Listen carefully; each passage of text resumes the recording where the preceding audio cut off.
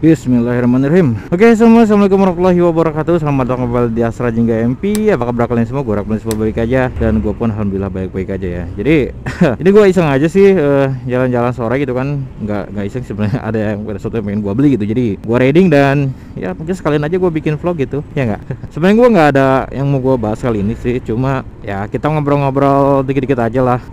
Soal ada sih sebenarnya satu hal yang pengen gue bahas, cuma gue nggak tahu nih bakal menimbulkan suatu yang bisa membahayakan channel gue atau enggak gitu.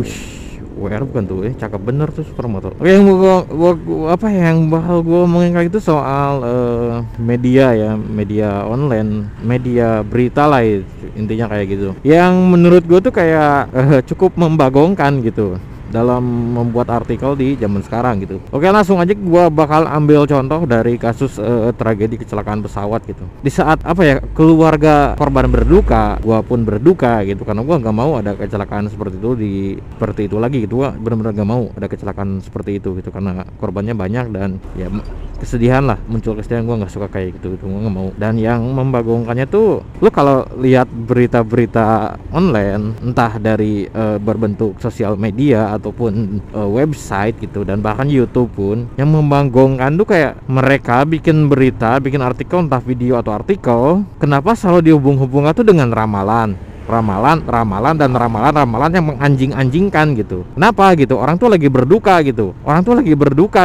Kok lu bisa-bisanya gitu bikin sebuah artikel ataupun video yang malah membahas ramalan, malah membahas kenapa sih gitu? Terus kayak ada yang sengaja menjual kesedihan keluarga korban gitu, kayak diceritakan gini-gini segala macamnya buat naikin traffic lu gitu. Gua tahu dan gua paham lu butuh traffic gitu kan. Karena ya semakin tinggi traffic lu, penghasilan lu juga makin oke gitu. Gua paham gitu, dari situ yang gue paham, gue ngerti. Cuma ya tolong lah gitu kan, ini soalnya kan tragedi kecelakaan, ada orang yang berduka gitu, ada orang yang lagi sedih, kok lu bisa-bisanya gitu buat berita tuh kayak nggak ngotak gitu. Apa ilmu jurnalistik lu itu cuma sampai segitu doang gitu kan? Kenapa sih gitu? Kenapa dikit-dikit ramalan, dikit-dikit cocok logi segala macem, kayak anjing gitu, kayak bagong lah gitu pokoknya. Kenapa sih nggak kayak lu tuh nyari berita tuh berdasarkan data, lu nanya orang ahli, kayak wawancara orang ahli penerbangan lah, atau ahli mesinnya atau apa, pokoknya orang-orang yang berhubungan dengan penerbangan. Kenapa nggak itu gitu? Kenapa sih gitu harus? Dan yang